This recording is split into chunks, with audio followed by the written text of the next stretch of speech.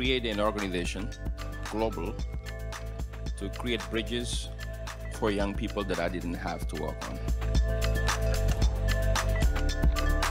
Believing in humanity, but with action, and saying we must hold ourselves accountable and we must do better. We must do better. Comment regarde-t-on le monde aujourd'hui et qu'est-ce qu'on veut qu'il devienne? Comment est-ce qu'on l'imagine?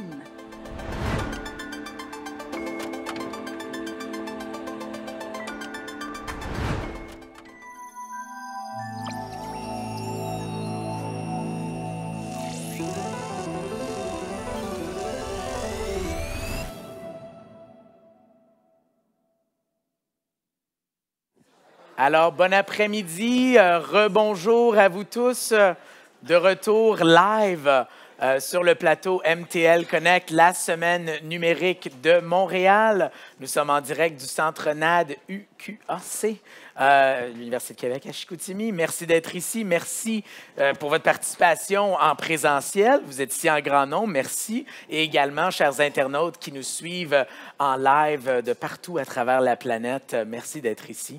Alors, 6e édition sous la grande thématique de la métamorphose. Nous allons également souligner qu'aujourd'hui, on a traité de 2 sous-thématiques, l'intelligence artificielle, culture et créativité.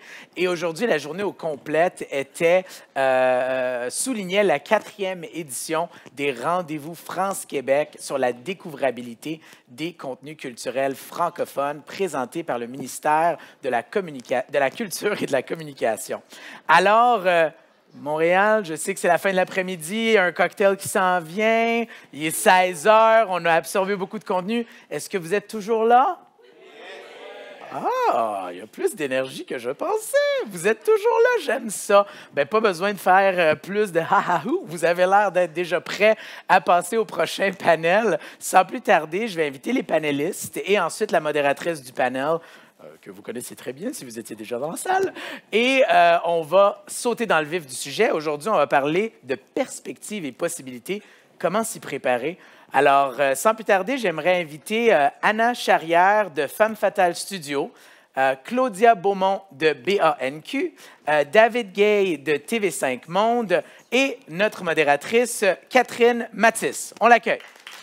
On les accueille. Installez-vous. Merci. Bon panel.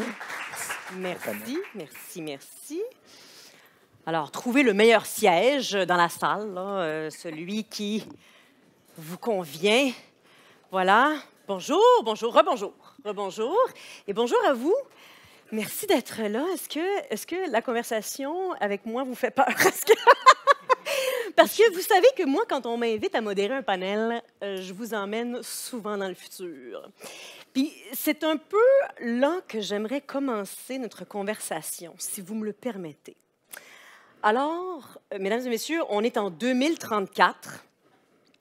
Il fait beau, puis on a le droit de sortir dehors aujourd'hui parce que la qualité de l'air nous le permet. Donc, tout se passe bien. 2034, vous avez enfin atteint votre objectif de découvrabilité. Ce que vous souhaitiez, là, vous en parliez en 2024, mais personne ne vous croyait. Là. Mais en 2034, ça y est, on y est arrivé. Décrivez-nous ce que c'est que cet objectif-là que vous avez enfin réussi à atteindre, Claudia. C'est moi qui commence. Alors, bon, d'abord, on va essayer de tracer. Moi aussi, je me suis prêtée à l'exercice, puis je trouve ça vraiment génial de pouvoir imaginer des scénarios comme ça. Je ne vais pas choquer personne, mais moi, je pense qu'en 2034, on assiste déjà à un démantèlement de Google et Meta. On avait déjà des signaux, hein, qu'on parlait de signaux faibles. Oh, il y a des gros signaux qui commencent à être moins faibles. Du côté de la justice américaine, exactement. Donc là, ben enfin, c'est voilà.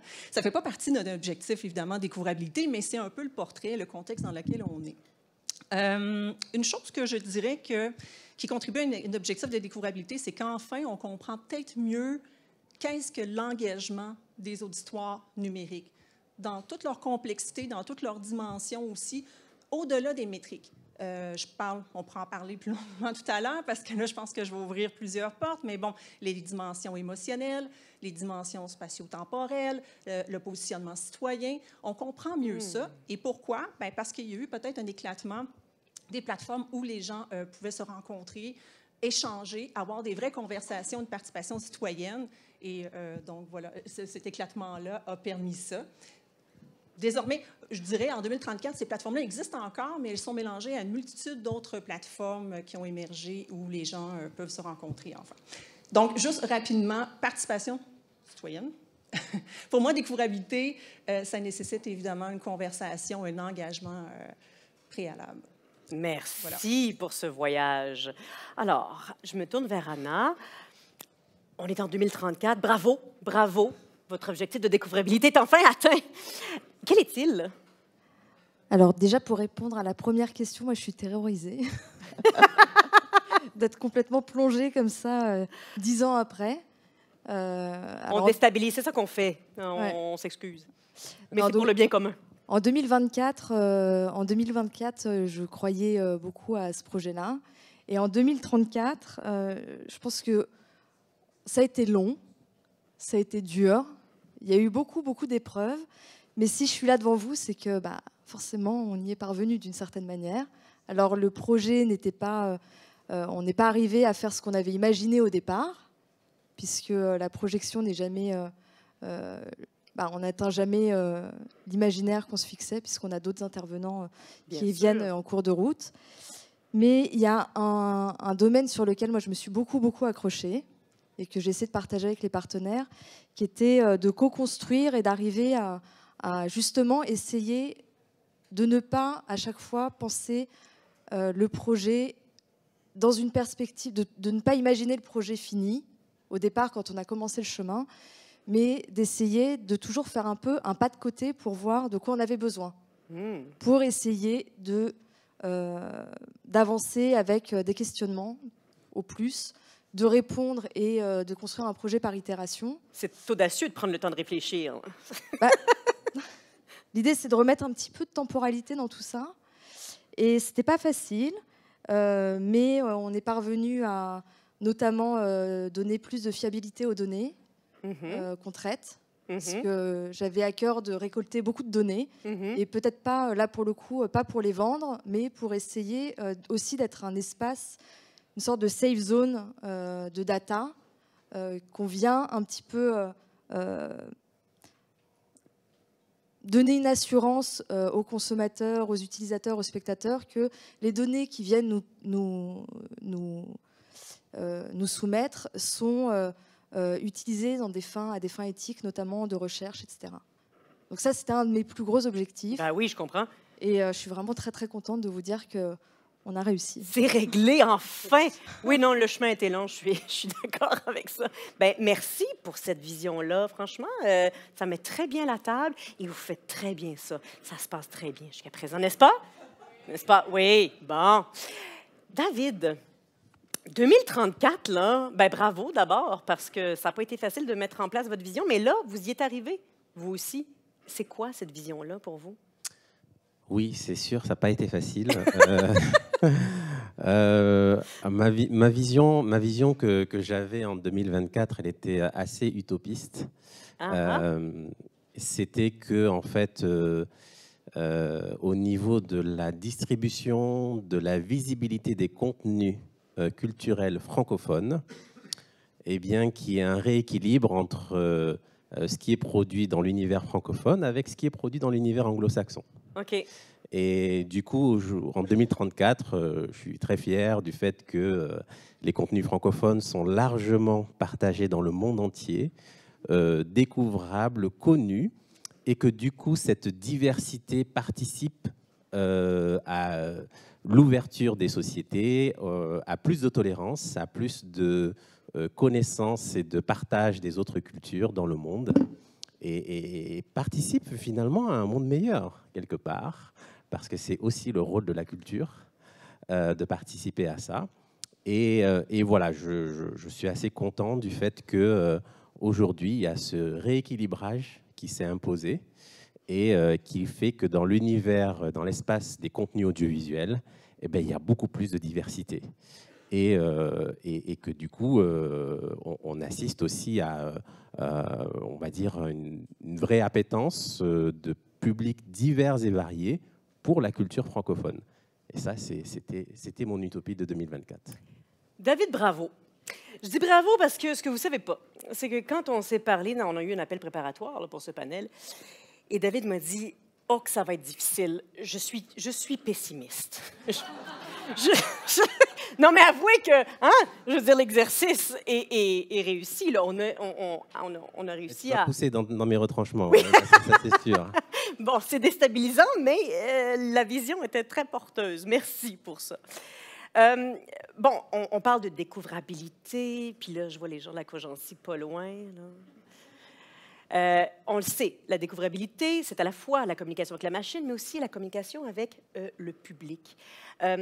Est-ce que les industries culturelles, à votre avis, ont négligé la communication avec l'auditoire? Est-ce qu'on s'est attardé à la portion machine un petit peu plus qu'à la portion auditoire?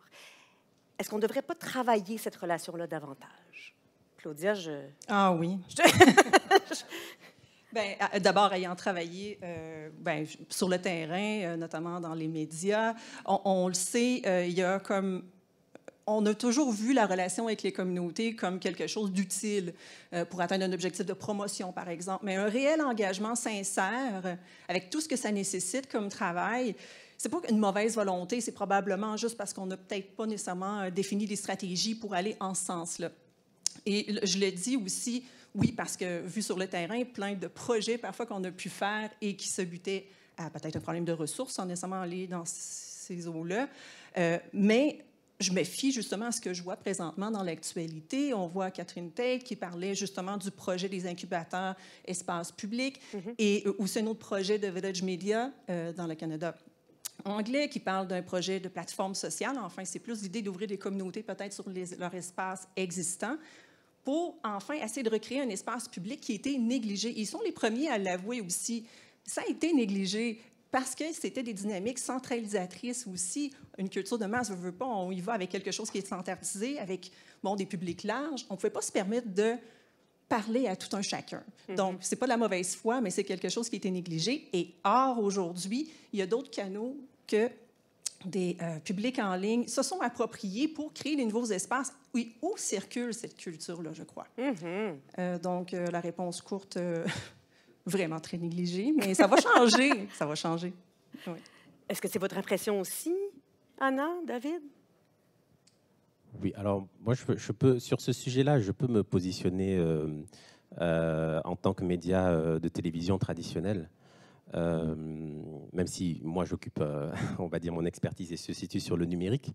Mais historiquement, la télé, c'est quoi? La télé, c'est j'impose un flux de contenu et puis tu regardes pas, mais tu choisis pas, quoi. Média de Donc, marque. voilà, et donc là, on est sur une interaction absolument nulle avec le public. Oui. Et on est plus dans une situation d'imposer son contenu. Le numérique a changé la donne, clairement, puisqu'on inverse un petit peu et on est sur une logique qui est beaucoup plus user-centric aujourd'hui. Et c'est l'utilisateur qui décide de ce qu'il veut regarder ou pas. Entre guillemets, il décide. Il pense décider. On y reviendra sûrement. Mais du coup... Si on ouvre une porte, allons-y. Mais du coup, moi, ce que je constate, c'est que nous, par exemple, à TV5 Monde, on a notre plateforme de vidéo à la demande. On a toute une stratégie axée sur les réseaux sociaux pour aussi, justement, essayer d'initier un petit peu cette logique d'aller chercher l'audience, l'interaction avec l'audience, savoir ce qu'ils attendent, comment ils reçoivent le contenu qu'on leur propose. Et en fait, au final... c'est pas forcément un exercice facile parce qu'il faut savoir recevoir aussi le retour de cette audience. Ouais. Et il faut savoir le traiter. Et là, ça devient complexe en fait parce qu'on se rend compte que, oui, on cherche à avoir le besoin de l'auditoire, mais dans 99% des cas, on n'est pas capable de le combler parce qu'ils vont avoir des attentes qui sont peut-être...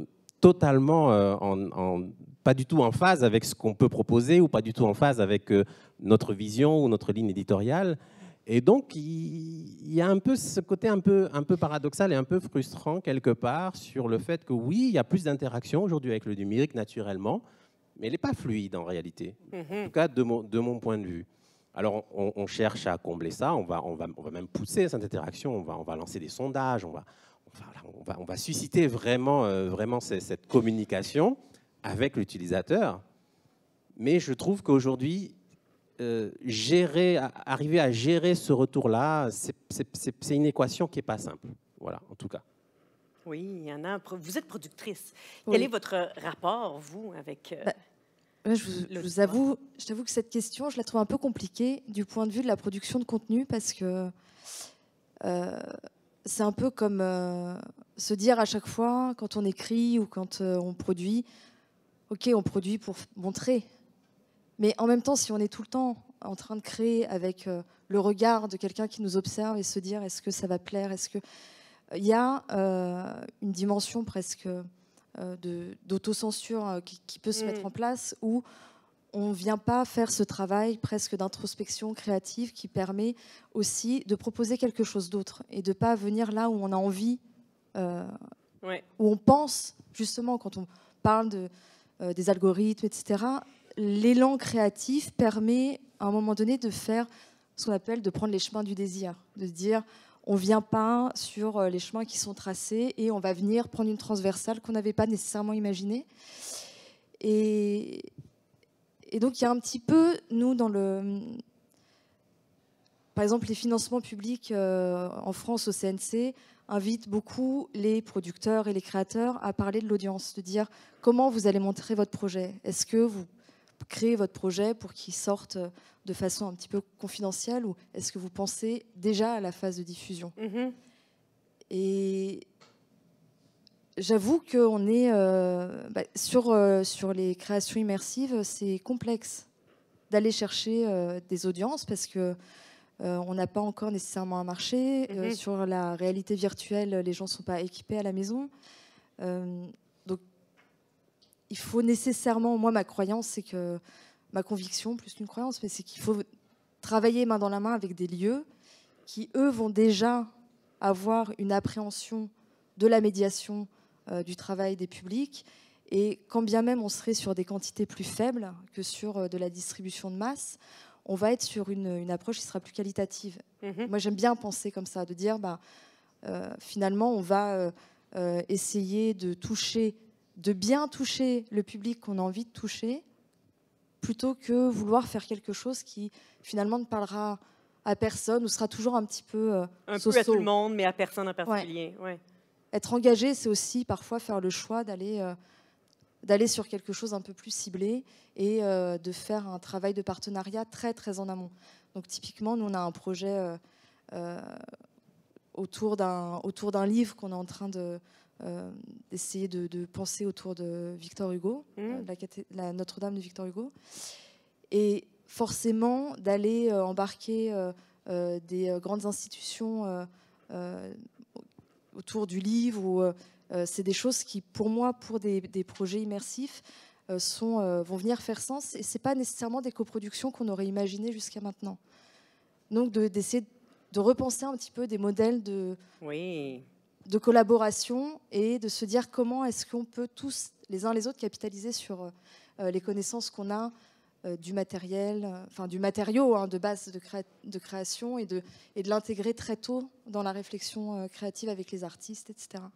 Mais là, vous m'amenez sur un terrain très intéressant qui est celui du décloisonnement.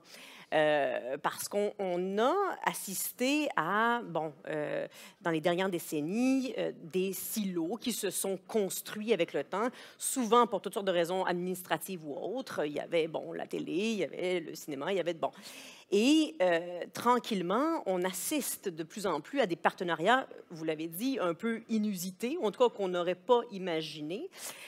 Et là, quand je réfléchis à la découvrabilité, là, on voit déjà que c'est pas facile de partager nos données là. Est-ce qu'on peut aspirer à un meilleur partage de données, puis même au-delà des silos culturels, dans la francophonie en général? Est-ce qu'on ne peut pas s'aider entre francophones, finalement, pour aspirer à ces visions-là que vous avez données de 2034? Qu'est-ce que tu en penses? Absolument. Ma réponse courte, c'est oui. Est-ce qu'il y a une volonté pour ça? Non. La volonté, bon, disons qu'il y a différentes façons de le prendre. Je pense qu'il y a quand même une volonté des gens pour qui ça pourrait être utile. Après ça, d'un point de vue économique, ça dépend aussi des entreprises culturelles en tant que telles. Mais tout le monde y voit du bien à travers ça. Quand je parlais tout à l'heure d'une nouvelle conception, en fait, plus enrichie de c'est quoi l'engagement des audiences numériques, ça pourrait participer à ça, justement, avec peut-être une intelligence artificielle qui permet d'offrir plus de contexte, une meilleure compréhension. Là où je me dis peut-être qu'il y aurait un danger, mais je ne sais pas si on peut appeler ça un danger, mais il faut quand même faire attention aussi, si c'est différents secteurs culturels, de ne pas tomber dans des genres de stratégies one size fits all. Parce que des fois, on est un peu encore là, on retombe dans des vieilles habitudes. Je parlais de dynamique centralisante. On est habitué à ça, donc ça pourrait être de dire qu'est-ce qui domine comme façon de fonctionner. On l'a vu, les stratégies des joueurs dominants, par exemple du Big Five. On essaie de répondre à un problème de découvrabilité avec ce qui se passe déjà dans un marché international, avec ce qu'on voit, puis c'est normal, c'est ce qu'on connaît. Alors, il faut juste peut-être éviter, si on a des données d'un peu partout, de dire, bien, à partir de ça, il y a comme tel genre de stratégie. Je crois que chaque secteur culturel a une audience avec des intentions qui lui sont spécifiques. Donc, voilà. David, est-ce qu'une espèce de stratégie francophone est possible ou même souhaitable? Oui, d'ailleurs, j'ai envie de dire, elle existe déjà, un peu en partie. C'est le projet que je défends et qui existe depuis 4 ans, qui s'appelle TV5 Monde Plus. Parce que TV5 Monde Plus, c'est quoi? C'est une agrégation de contenu culturel francophone, donc français, suisse, belge, canadien et africain. Et un des objectifs, notamment de ce projet, c'était aussi ça. C'était un peu le partage des données. C'était quelque part de pouvoir diffuser dans le monde entier ce contenu et de connaître un peu mieux l'auditoire, cet auditoire réparti dans le monde entier d'amateurs de contenu francophone ou de gens de francophiles. Et oui, et c'est aujourd'hui nos partenaires suisses, belges, canadiens, français, ils sont vraiment en demande de ça. Alors maintenant, il reste quand même, il y a quand même des difficultés, c'est-à-dire que il y a ce projet commun voilà, auquel tous les partenaires participent. Chacun de ces partenaires dans son territoire a aussi ses enjeux aussi. Donc c'est pour ça que ça a toujours ses limites. Je pense que, on va dire que les stratégies et les enjeux locaux passeront toujours avant les stratégies communes. Et donc du coup, voilà, la difficulté, elle est là, c'est que l'investissement qu'on va y mettre sera toujours un peu proportionné, en tout cas un petit peu moindre par rapport à ce qu'on va essayer de faire dans son propre pays. Donc voilà, mais c'est une initiative en tout cas qui, je pense, participe et va dans le bon sens dans cet objectif. Voilà, donc ça prouve en tout cas que c'est possible. Qu'est-ce qui aiderait? Qu'est-ce qu'on devrait faire pour accélérer ce mouvement-là? Je pense qu'il faudrait avant tout certainement une volonté politique, parce que c'est des sujets qui sont beaucoup trop importants, beaucoup trop stratégiques pour voilà, s'il n'y a pas de volonté politique derrière, ça n'ira pas. Nous, on travaille avec on va dire les structures audiovisuelles publiques de chacun de ces pays-là. Et ce sont des structures qui sont dépendantes aussi de tutelle et de volonté politique. Donc, à partir du moment où il y a peut-être une volonté commune de la part de la francophonie, et c'est peut-être un sujet, enfin, ça fait partie des sujets qui sont abordés. Il y avait eu le sommet de la francophonie il y a quelques jours. Oui. Mais si ça devient un sujet prégnant et que les États francophones s'emparent du sujet et se mettent d'accord, là, ça peut donner beaucoup plus de force à des initiatives de ce type-là, avec l'énergie, les moyens associés aussi derrière. Donc oui, je pense que ça peut aider. Je voudrais juste ajouter quelque chose parce que ça m'interpelle, comme j'ai travaillé sur le projet TV5 Monde Plus aussi. Puis je me demandais, en fait, c'est quoi les prochaines étapes? Parce que oui, il y a un partage de données. Ayant travaillé sur ce projet-là, on pensait il y a une très belle volonté derrière ça, mais après, qu'est-ce qu'on fait de ces données-là pour déclencher cette véritable découvrabilité? J'en reviens encore à cette notion d'engagement au-delà des termes marketing autour de ça, parce que je me rappelais, si on regarde, par exemple, des types de contenus qu'on voit qui performent bien en France auprès de tel type d'auditoire, c'est pas du tout la même chose avec un auditoire québécois. Donc, il y a l'aspect des localités ici qui est à prendre en compte. Encore cette idée de contextualisation qui est nécessaire pas facile à faire. Je reviens beaucoup avec l'idée de fragmentation, peut-être, de voir comment on peut mieux comprendre les publics proches dans toute leur dimension émotionnelle, d'où ils viennent, etc. Parce que la francophonie, c'est pas nécessairement quelque chose qui est un élément, comment je pourrais dire, c'est plate à dire, mais peut-être identitaire fort auprès des publics qui vont consommer des contenus. La langue française, oui, c'est une chose, mais après ça, il y a d'autres éléments à tenir compte et les données. Après ça, moi, ma question, c'est qu'est-ce qu'on fait après pour déclencher ça? Ouais, et c'est clairement le cœur du sujet, en fait, aujourd'hui. C'est que, bon, déjà, on a très peu de données parce que la stratégie qu'on a mise en place, c'est qu'on voulait le moins de freins possible à l'accès au contenu. Et donc, on n'a pas imposé, par exemple, la création de comptes, l'identification, même si elle est possible, elle n'est pas imposée. Et donc, on n'a pas non plus, on n'a pas forcément beaucoup de données. On a environ 3 à 4% des utilisateurs qui décident de créer un compte sur la plateforme, donc c'est assez peu. Mais l'idée derrière, c'était de mieux comprendre justement les attentes du public, de l'auditoire de façon internationale. Ce dont on se rend compte globalement... Vous avez appris de cette manière-là. Ce dont on se rend compte globalement, c'est que c'est assez difficile finalement d'intéresser l'auditoire à des contenus auxquels il n'a pas l'habitude d'être exposé. Typiquement, on a le cas très, très concret, c'est qu'il y a vraiment une volonté de la part des gouvernements, par exemple celui du Canada, mais aussi la France ou la Belgique, de dire, voilà, moi je veux que mes contenus soient vraiment vus à l'international, et voilà. Donc nous, on va les exposer à notre auditoire international, on va les exposer en Afrique, par exemple, qui est aujourd'hui le bassin francophone le plus important. Et on se rend compte que la grande majorité des Africains ne sait pas recevoir ce contenu, parce que ça ne lui parle pas. Et donc, il va plus être intéressé par le contenu africain qu'il y a sur la plateforme, typiquement. Et l'inverse est pareil. Nous, on aimerait exporter vraiment les séries africaines qu'on coproduit, qu'on développe et qu'on pousse auprès, on va dire, des pays occidentaux. Et ça a du mal, Voilà. Donc, je pense qu'on touche vraiment là au choc des cultures. Il y a vraiment une vraie diversité des cultures au sein de la francophonie. Et du coup, aujourd'hui, on n'a pas encore trouvé vraiment les leviers pour casser ça et pour répondre à notre objectif initial, qui était justement de créer une ouverture, de créer cette découverte d'autres cultures, etc., et de participer à ça.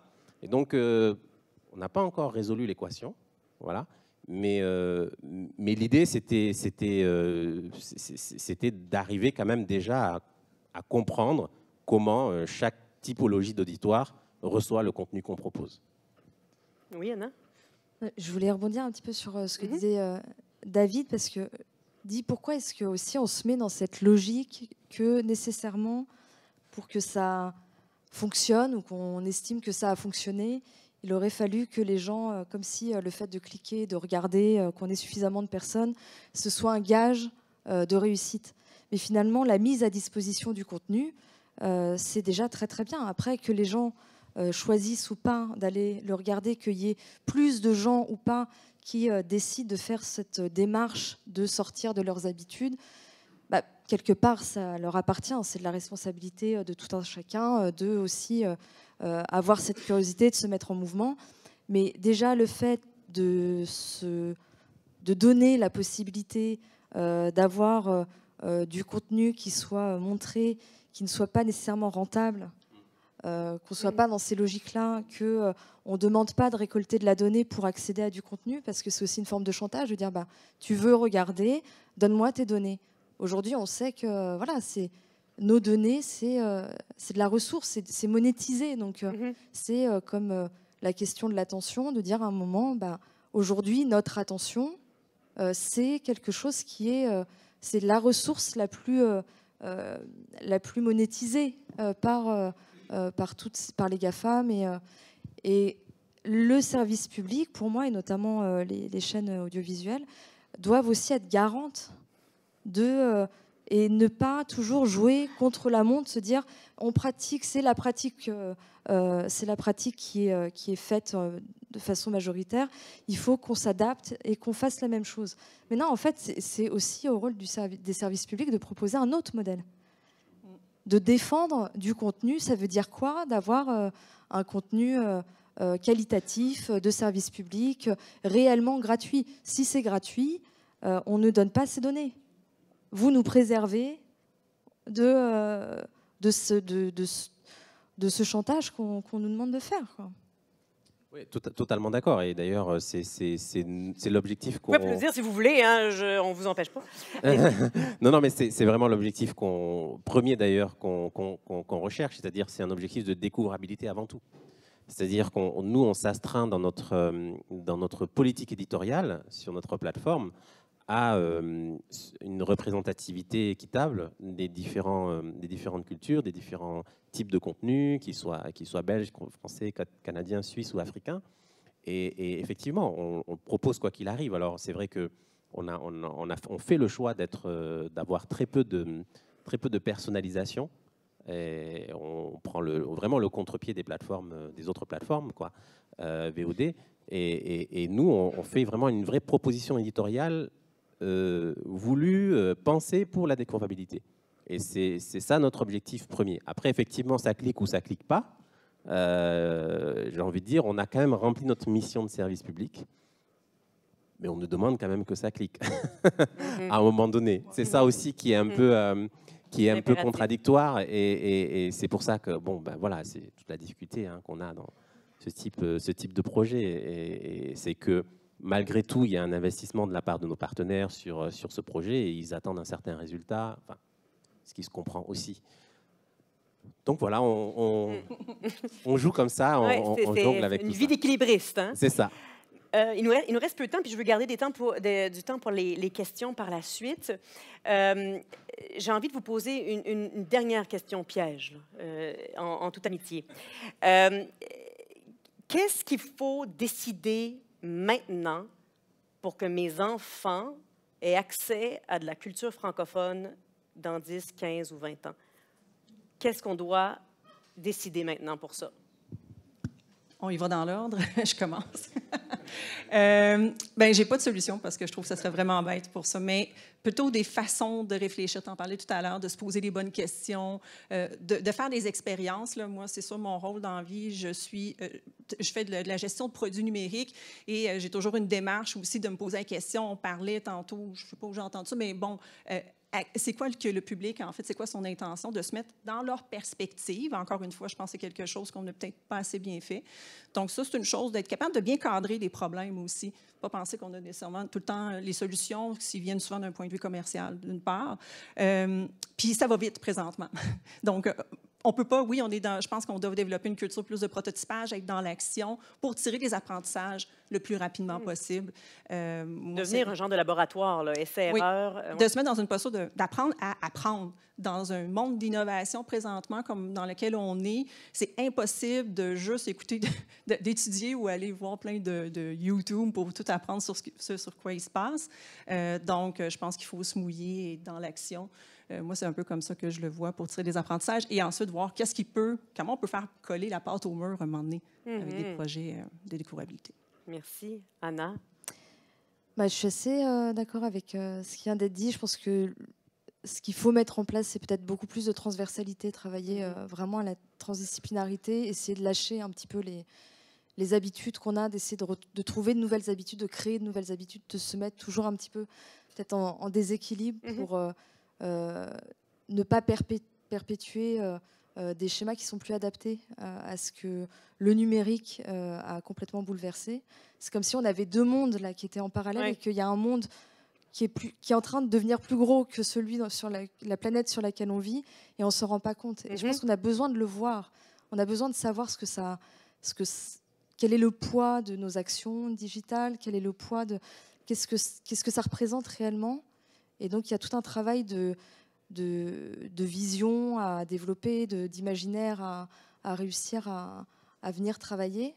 Et j'ai fait juste un petit exercice, mais je voulais juste vous le partager si on a très rapidement. Ça nous intéresse, un petit exercice. Non, mais très, très, très vite. Mais en fait, j'ai demandé à ChatGPT. Bien sûr.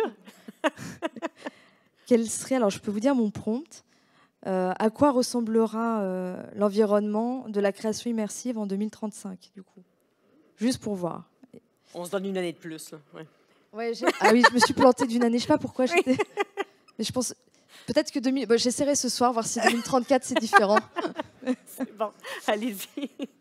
Donc, ChatGPT nous dit réel virtuel des frontières qui seront devenues quasiment inexistantes, qu'on sera bercé, on sera dans des écosystèmes sensoriels complets avec et adaptation cognitive. La création immersive sera copilotée par l'intelligence artificielle et l'intelligence humaine. Éthique immersive et économie d'attention régulée. Donc il y a tout un. Alors je ne sais pas s'il est venu chercher dans les choses que moi j'avais déjà travaillé un petit peu. J'avais posé des questions avant sur l'écologie de l'attention. Espace collectif. C'est fort probable. Mais je lui ai demandé après. Je lui ai posé la question. Il m'a dit que non. Ah ben non, mais ça dit toujours la vérité. Je lui ai demandé sur quoi il s'était basé pour faire sa réponse et je lui ai demandé s'il avait il y a un petit nœud dans votre relation là. Putain, encore un qui ment. Désolée. Mais voilà, c'était juste en tout cas, il y a une dizaine de points comme ça qui étaient proposés, mais la conclusion, c'était que la création immersive deviendrait non plus un simple divertissement, mais deviendrait un écosystème sociétal. Et ça, j'ai trouvé que c'était quand même, en tout cas, le point qui n'était pas inintéressant à garder en tête, c'est de se dire que peut-être que oui, ça va venir tellement embrasser tous les champs médical, divertissement, militaire, etc., que ça peut devenir un véritable écosystème et qu'il faut savoir comment est-ce qu'on a envie de se positionner à l'intérieur de ça. Donc, se poser les bonnes questions en 2024, ça peut être utile. Ouais. Ouais. Merci beaucoup. David, peut-être la fin avant de céder la parole à l'auditoire. Oui, bon, moi je pense qu'on a peut-être quand même un petit enjeu de volume, malgré tout. Il faut investir peut-être plus dans la production francophone parce que le potentiel est je pense, très loin d'être atteint aujourd'hui là-dessus. Et que pour que ce qui soit lu, écouté, regardé dans 10 ans soit substantiel et que les contenus francophones aient une vraie place dans cet écosystème, peut-être qu'il faut quand même un peu plus de volume. Aujourd'hui, voilà, il y a une hégémonie un petit peu de la production autre que francophone, on va dire. Et je pense qu'il y a des efforts à faire. Alors ça vient, comme j'ai dit tout à l'heure, aussi de volonté politique, d'investissements divers et variés dans le secteur audiovisuel francophone. Mais voilà, produire plus pour prendre plus de place, tout simplement, sur le marché, ça me paraît important. Je pense notamment à un secteur que je connais bien, qui me tient à cœur et qui est clairement sous-développé, c'est l'Afrique. C'est quand même le bassin francophone le plus important. La production francophone d'audiovisuel en Afrique est loin d'atteindre son potentiel aujourd'hui. Et bon, ça c'est un vaste sujet, il y a tellement de choses à dire, mais l'objectif en tout cas d'arriver à plus de production, je pense serait nécessaire pour atteindre cet objectif. Donc ça serait la priorité. Oui. Merci beaucoup pour cette discussion. Alors, on ouvre la conversation avec vous. Est-ce que vous avez des questions pour nos panélistes? Vous aimeriez savoir quelque chose? Oui, il y a des questions ici à l'avant. Alors, allez-y avec votre nom, s'il vous plaît. Donc, Yannick Ebibier, je viens du Gabon. Et la question que j'avais, c'est par rapport à la question justement de la découvrabilité des contenus africains. Qu'est-ce qui fait que lorsqu'on va développer par exemple un film africain, parfois même les Africains eux-mêmes ne vont pas les regarder, ils vont préférer regarder une série coréenne par exemple. Et donc je me pose la question de, est-ce que finalement la découvrabilité, c'est pas juste une question de langue? Parce qu'aujourd'hui avec les technologies, on peut regarder des films en arabe et avoir un sous-titrage en français.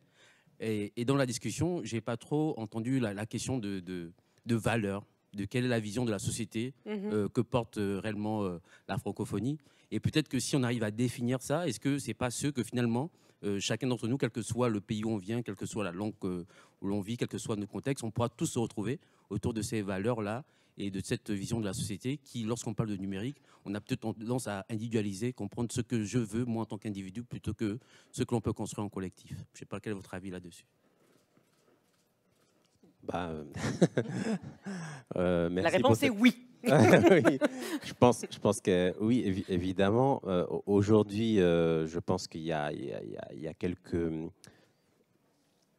des obstacles liés quand même au financement de certains projets, ne serait-ce qu'en termes de communication, en termes de portée. Vous parliez de l'exemple de production africaine qui ne sont même pas regardées en Afrique, parce que derrière, effectivement, l'investissement que va mettre un diffuseur ou un producteur coréen va être plus important, même pour toucher l'Afrique. Et donc, on est face à les problématiques de ce type-là. C'est pour ça que je disais encore une fois que l'investissement est quand même la clé, est quand même important. Mais oui, après, je suis d'accord en tout cas sur le fait que si on construit on développe, on produit des contenus autour de valeurs communes de la francophonie, normalement, on arrive effectivement à toucher toute la francophonie, quelle que soit la culture, quelle que soit la langue, etc. Et c'est ce qu'on essaye de faire. mais voilà, après, c'est vrai qu'on doit aussi, je pense, ça doit aussi passer par une pédagogisation aussi des audiences, parfois, sur le contenu, sur ce qu'on propose, et faire changer les habitudes et faire découvrir quelque chose de nouveau, ça prend quand même du temps. Mm-hmm. Oui. Anna? Sur votre question, je pense qu'il y a un sujet qui est très important, c'est de comprendre aussi que l'audiovisuel, c'est un outil politique.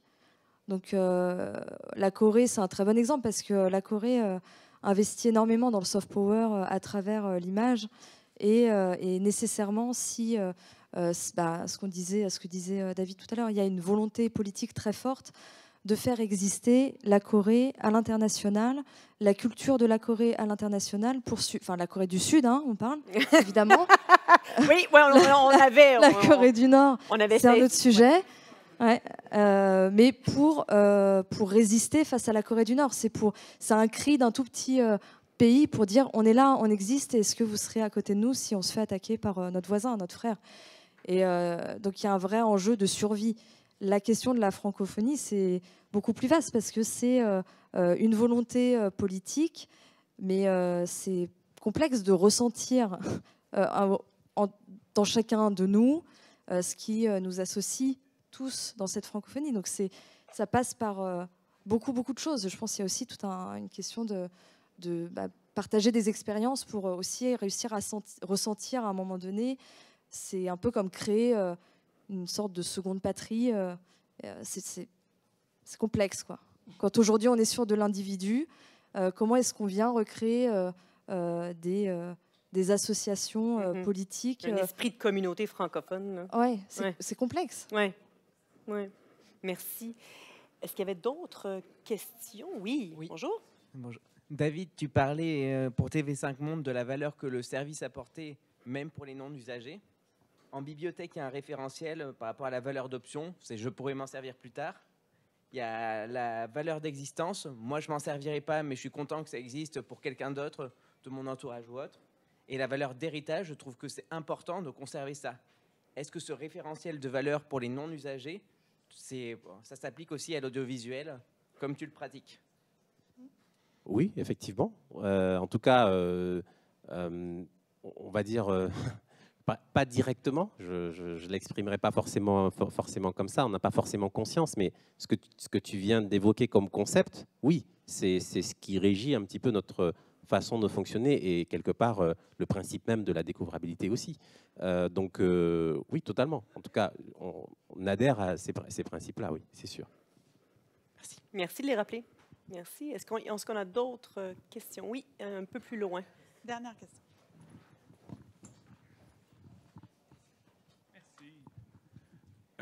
Moi, j'ai juste une question. Votre nom? Guillaume. Bonjour. Marin, enchanté. Réalisateur, producteur. On parle beaucoup de découvrabilité, mais on ne parle jamais comme de point de contact ou quelque chose. Moi, j'ai un enfant de 10 ans. Là, puis je veux dire, il ne vit que sur YouTube.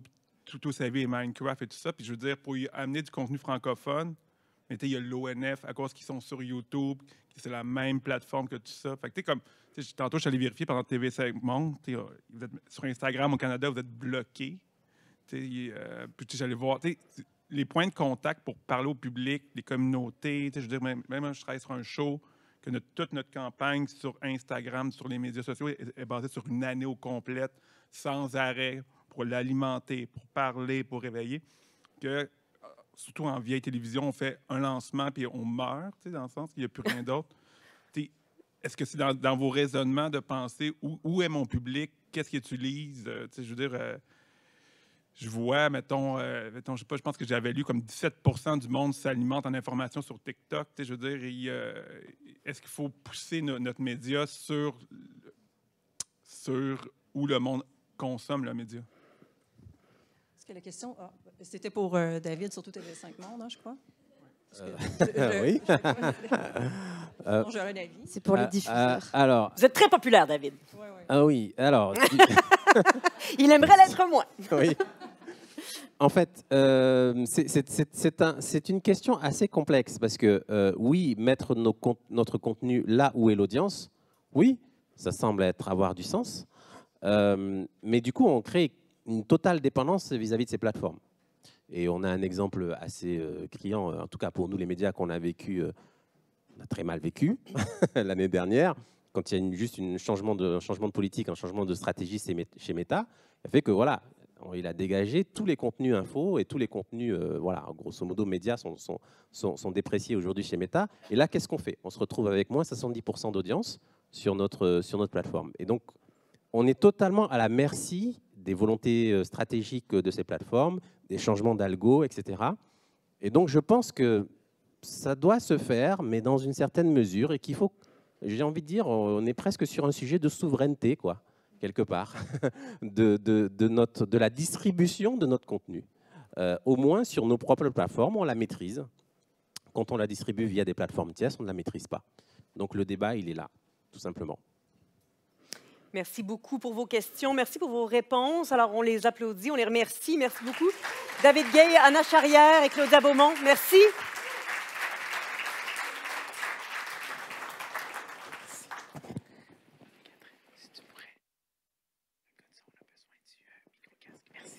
Merci beaucoup, Catherine. Merci beaucoup. Merci, Anna, Claudia, David. Merci. Encore une fois, on les remercie pour cet excellent panel qui fut fort intéressant et merci pour votre participation, cher public. Écoutez, nous sommes vers la fin de cette programmation pour la deuxième journée de MTL Connect. Est-ce que vous avez passé une belle journée jusqu'à présent? Hein, c'est question-réponse. Vous êtes un public captif, mais ne quittez pas. Je vois monsieur qui prend son sac. Non, pas tout de suite. Restez des nôtres. Il a hâte d'aller au 5 à 7. Je le sais. Là, moi, avec, j'ai hâte du 5 à 7.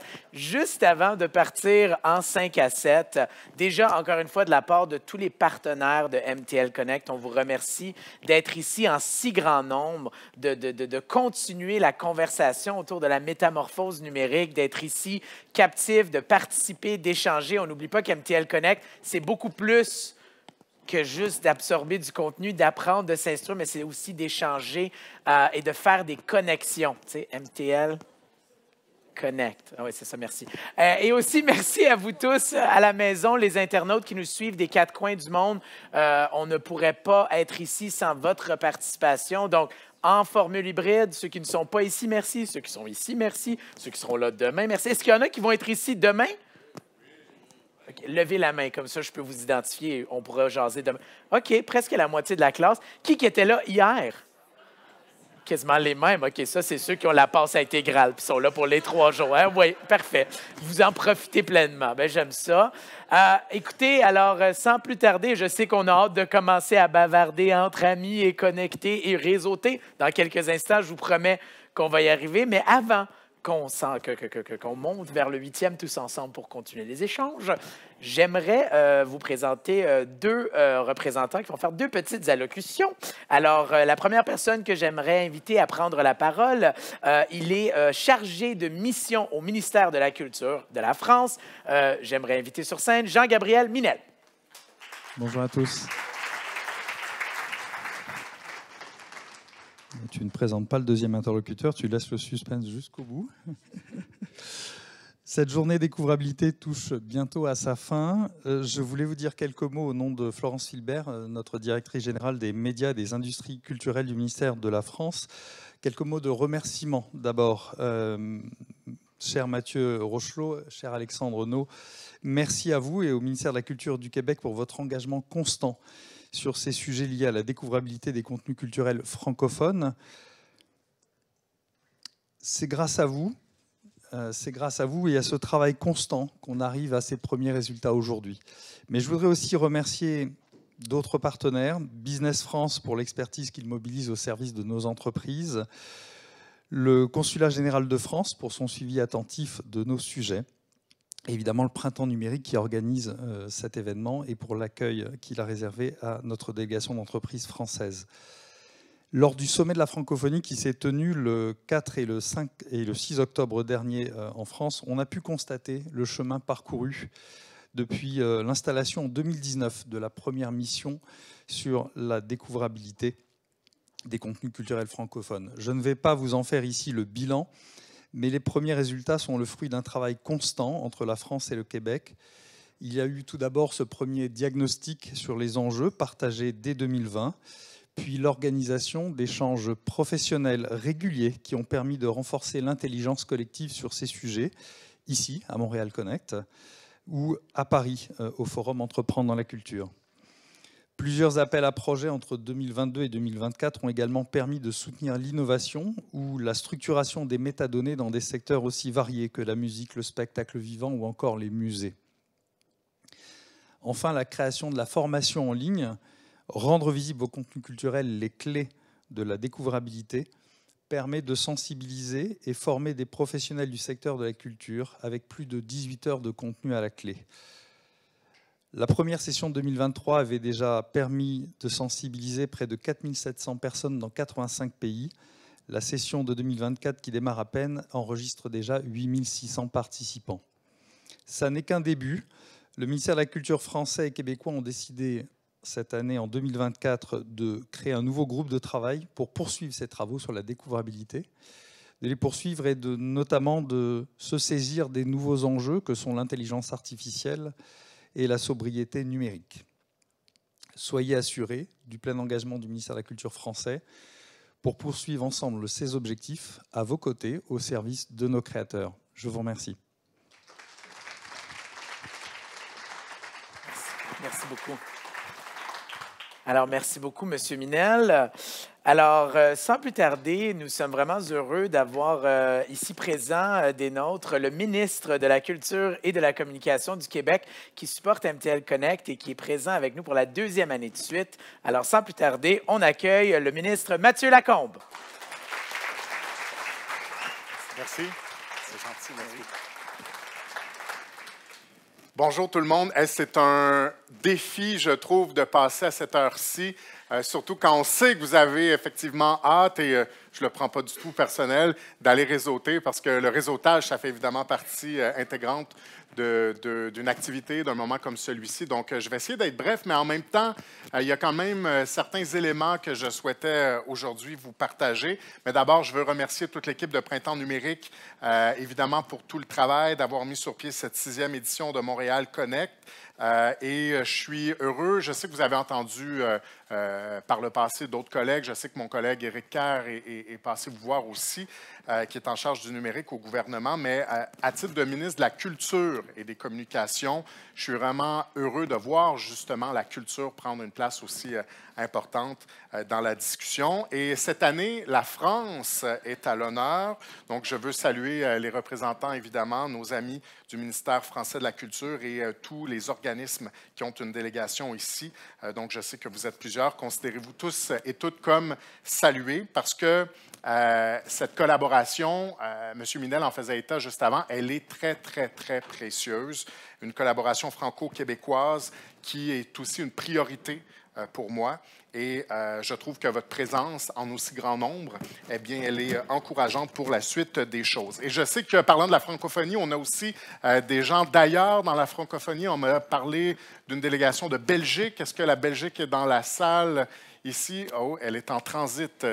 La Belgique est en transit. Bonjour. On m'a dit qu'il y a des gens de la Tunisie, du Maroc. Est-ce que ils sont ailleurs? Donc, la francophonie est partout, voyez-vous. C'est une très, très bonne nouvelle. Et pour ceux qui suivent peut-être Montréal Connect depuis le début, quand on voit tout ce monde, quand on voit toute cette animation, je trouve que l'évolution, justement, de l'événement, elle est très, très, très inspirante si on regarde le chemin parcouru entre la première édition et maintenant. Aujourd'hui, je sais que vous avez échangé sur des sujets assez diversifiés, la standardisation des données, leur gestion. J'ai entendu ça juste avant avec M. Minel, le rôle du chiffre, comme le rôle du livre comme chef de file dans la transformation numérique du secteur culturel, la découvrabilité, je vais vous en parler plus en détail, des produits culturels dans un environnement web qui est carrément en surchauffe, où l'offre, elle est plus qu'abondante, elle est omniprésente. L'avenir de l'intelligence artificielle en culture, ou j'ai envie de dire l'avenir de la culture par rapport à l'intelligence artificielle, et de manière peut-être plus large et prospective aussi l'avenir du secteur de la culture, donc des sujets qui sont très, très vastes, mais qui sont aussi importants et super intéressants. Et même si j'ai envie de dire, on est au tout début, évidemment, tout ça est relatif, ça dure déjà depuis quelques années, mais l'adaptation au numérique, quand on regarde, par exemple, à l'échelle de l'histoire de l'humanité, le numérique n'est pas là depuis très, très longtemps. Donc, on est encore aux premières pages de ce nouveau chapitre qui est en train de s'ouvrir. Mais j'ai envie de dire que plus on avance, plus on réalise l'ampleur de la tâche. Donc, je vais prendre les minutes qui me restent pour vous exposer peut-être très concrètement, plutôt que d'être dans les grands principes, mais concrètement, le rôle qui, je pense, doit être le mien comme ministre de la Culture et des Communications dans les prochains mois, de façon très concrète, pour soutenir le milieu culturel à faire face à la révolution numérique.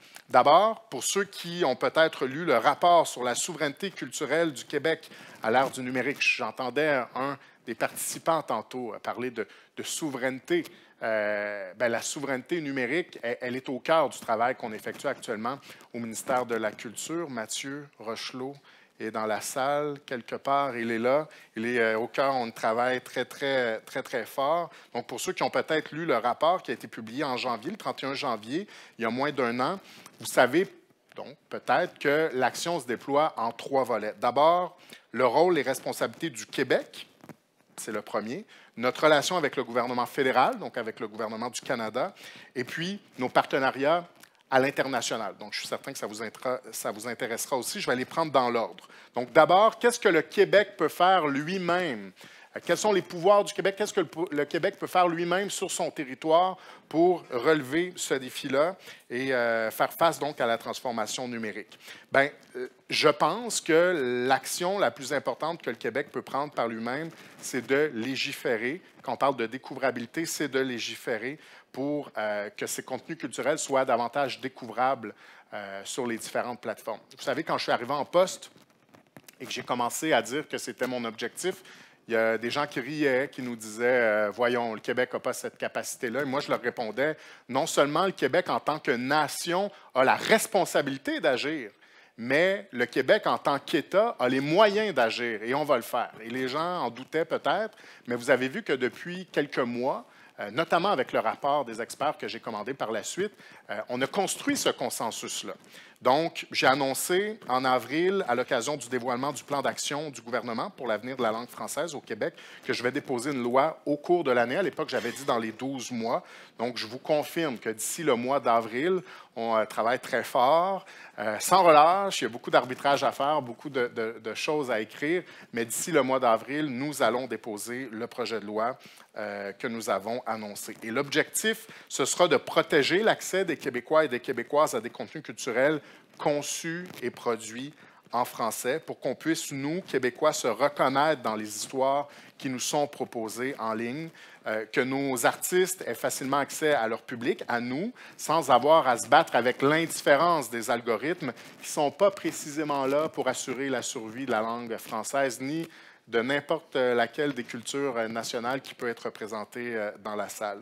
Donc, ce n'est pas à vous que, évidemment, je vais expliquer ça, mais on ratisse large dans ce projet de loi. On entend beaucoup parler, notamment, par exemple, de l'importance, avec les téléviseurs intelligents, d'avoir accès à nos plateformes nationales, nos plateformes locales. C'est quelque chose qui est sur notre écran radar. Et donc, d'ici le mois d'avril, j'aurai l'occasion de déposer ce projet de loi-là. Et c'est un projet de loi pour la découvrabilité qui est en écriture, donc, mais qu'on veut aussi complémentaire à ce qui a déjà été fait à Ottawa. Bien sûr, vous avez probablement suivi ce que le gouvernement fédéral est en train de faire. J'ai déjà eu l'occasion de le dire. Je pense que la culture québécoise, francophone plus largement, se porte mieux après le projet de loi C11 qu'avant. Il y a une évidence. C'est une évidence de dire ça. Par contre, j'ai aussi dit, et je le maintiens, qu'on doit avoir des lunettes québécoises sur cet enjeu-là, d'abord, et qu'on doit contrôler ce mécanisme-là. Parce qu'à Ottawa, il n'y a pas d'unanimité sur, sur ce désir-là d'encadrer notamment la découvrabilité des produits culturels. Donc, les gouvernements peuvent changer. Et si le gouvernement change à Ottawa, ce que nous, on souhaite, c'est d'avoir le contrôle sur ce levier-là. Donc, c'est une des raisons pour laquelle on va se doter du projet de loi, mais on veut quand même que ce soit complémentaire avec ce qu'Ottawa est en train de faire. Et on a évidemment de très hautes attentes par rapport au CRTC qui est en train de plancher là-dessus. Mais, je le disais, je pense qu'on doit agir parce que les choix qu'on doit faire ici au Québec ne doivent pas relever de la capitale canadienne. Les choix qu'on doit faire ici au Québec ne doivent pas relever du CRTC. Ces choix-là doivent d'abord et avant tout relever du gouvernement du Québec et des Québécois. De façon plus générale, donc, j'ai couvert le Québec, j'ai couvert le Canada, donc ces liens absolument nécessaires avec le gouvernement fédéral, mais aussi de façon plus générale, vous savez très bien que l'adaptation du secteur culturel à cette révolution numérique, elle est partout dans le monde. Tantôt, je rencontrais dans l'ascenseur des collègues de la Corée qui, me dit-on souvent, et je trouve que le parallèle est intéressant, ont un peu le même enjeu, c'est-à-dire une culture nationale qui se retrouve un peu assiégée par une culture, dans ce cas-ci chinoise, qui est omniprésente aussi et qui est beaucoup plus supérieure en nombre. Mais ce combat-là, ce n'est pas un combat pour la survie du français, ce n'est pas un combat pour la survie de la culture francophone dans le monde. C'est un combat pour la survie de toutes les cultures nationales, à l'exception de la culture anglophone. Et même quand je dis ça, je pense que les gens du Royaume-Uni doivent aussi avoir ce stress-là, même s'ils ont une culture anglophone, parce que la culture britannique, ce n'est pas la culture américaine. Donc, c'est un combat, je dirais, pour à peu près toutes les cultures dans le monde, à l'exception de celle des États-Unis. Donc, on doit, et c'est mon troisième et dernier point, nouer des alliances sur la scène internationale. Notamment, c'est un travail qu'on fait avec nos amis du ministère, que je viens de voir un peu plus loin dans la salle, avec qui on fait ponctuellement des missions en France pour faire avancer notamment ce dossier-là, parce que si c'est un combat, si c'est un enjeu qui touche tout le monde, bien, on doit travailler ensemble et pourquoi pas s'entraider donc dans ce combat-là. Donc, le Canada, c'est un des alliés, évidemment, le gouvernement canadien, mais il y en a bien d'autres. Je l'ai dit tantôt. Depuis avril, par exemple, j'ai le plaisir d'avoir mis sur pied avec ma collègue Rachida Dati, la ministre française de la Culture, un nouveau groupe de travail où nos ministères travaillent encore plus étroitement ensemble. Malgré les rendez-vous, malgré tout ce qui se fait déjà, on a décidé de donner une impulsion supplémentaire, Mme Dati et moi, de présider ce groupe-là, c'est-à-dire d'y veiller personnellement parce qu'on souhaite que ça avance. Donc, Ottawa, Paris, mais quand je parlais de toutes les cultures et de tout ce qu'on doit faire, l'UNESCO, évidemment, est un forum très important. Vous avez peut-être vu notre premier ministre aller justement à l'UNESCO, où il a eu l'occasion de s'adresser aux pays membres sur la tribune. Et c'est le message qu'il est allé porter là-bas, que c'est un combat de toutes les nations partout dans le monde. Donc, et là, j'ai perdu un peu le fil de mon allocution, parce que je coupe au fur et à mesure, vous vous en rendez pas compte, mais je travaille pour que vous puissiez aller à votre 5 à 7 plus rapidement. Donc, et ce travail-là, il fait du Québec un chef de file sur la scène internationale, et ça, il faut être fier de ça, et je trouve qu'on n'en parle pas assez, parce qu'autant qu'en 2005, avec la Convention sur la diversité des expressions, j'allais dire corporelles, culturelles, Le Québec a été un précurseur à l'époque. C'est le Québec qui a amené ça plus loin. Le Québec a été le premier parlement dans le monde à ratifier la Convention. Et aujourd'hui encore, c'est notamment le Québec qui est leader dans ce dossier-là. On est allé à l'UNESCO. On a fait amender le mandat du groupe de travail pour que spécifiquement la diversité linguistique fasse partie du mandat du groupe d'experts qui est actuellement chargé de revoir la Convention, la façon dont la Convention s'applique dans l'univers numérique. Donc, encore une fois, le Québec est à l'avant-garde. La première rencontre de ce groupe d'experts-là a eu lieu où? Au Québec, à notre invitation. On a reçu tout le monde ici, le travail s'est fait. Ça va cheminer. Évidemment, l'UNESCO va être appelé à se prononcer là-dessus. Les conventions, les parties à la Convention vont être appelées à se prononcer sur les orientations, sur les propositions du groupe d'experts. Mais en vue de ça, il faut aussi nouer des partenariats avec nos alliés, à l'OIF notamment, l'Organisation internationale de la francophonie, à notre invitation d'ailleurs. Le printemps prochain, les ministres de la Culture des États et gouvernements qui sont membres de l'OIF vont se rencontrer ici même au Québec. Donc, on leur a envoyé l'invitation et c'est en train de se concrétiser. Donc, évidemment, on tentera de rallier le plus de membres possible à cette aventure-là. Mais l'objectif, c'est vraiment qu'à l'UNESCO, on arrive avec une convention de 2005 mise à jour, je vous le disais, avec les experts qui y travaillent pour qu'elle puisse s'appliquer pleinement dans l'univers numérique. Donc ça va nous aider parce qu'évidemment, cette bataille-là pourra être gagnée par aucun État s'il travaille seul. Ce sera gagné seulement collectivement si on se serre tous les coudes, notamment devant les GAFAM. Donc, cette année, 3 chantiers pour la découvrabilité. Le projet de loi en découvrabilité du gouvernement du Québec, en plus de toutes les initiatives parallèles qu'on soutient. Vous avez peut-être vu, je fais une parenthèse, tantôt j'entendais, c'est pas seulement en ligne la découvrabilité, c'est aussi ce qu'on offre, les spectacles sur notre territoire. On est en train de fédérer toute l'offre de sorties culturelles avec un projet comme la vitrine culturelle ici, la standardisation des données. Je suis en train de réfléchir très sérieusement à ce que lorsqu'on finance des organisations, on impose cette standardisation-là des données pour qu'un outil comme la vitrine culturelle, qui devient un guichet unique pour savoir tout ce qui est offert en salle au Québec, puisse traiter ces données-là. Donc, il y a le B2C, évidemment, pour les citoyens, mais le business-to-business, entreprise à entreprise, avec l'intelligence d'affaires qu'on peut générer, c'est important. Donc, premier chantier. Le deuxième, notre relation avec le fédéral, où on cherche la complémentarité. Et troisièmement, je le disais, cette coalition internationale qu'on doit vraiment renforcer et dont on doit toujours faire la promotion pour faire face ensemble aux géants numériques. 3 fronts importants, donc. Et je termine en disant que la découvrabilité, je parle que de ça, mais je pourrais vous parler de plein d'autres trucs. Je laisse les autres vous en parler. Mais moi, je vous parle de la découvrabilité surtout parce que ce n'est pas un sujet parmi tant d'autres pour moi. C'est au cœur de mon mandat comme ministre de la Culture et des Communications du Québec. Et ça teinte à peu près toutes les décisions que nous prenons et ça prend beaucoup de temps dans nos semaines aussi.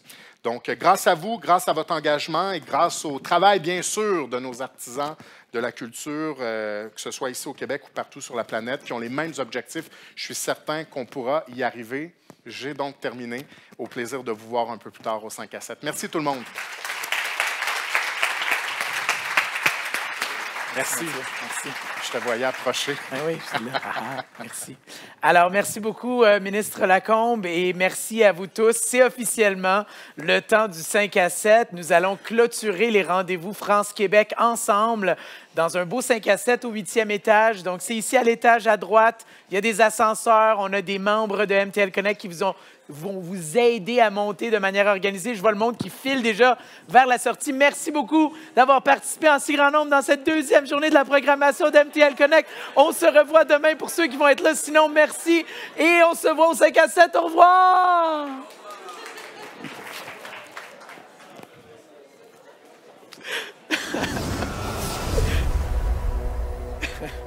Bon, c'est fait.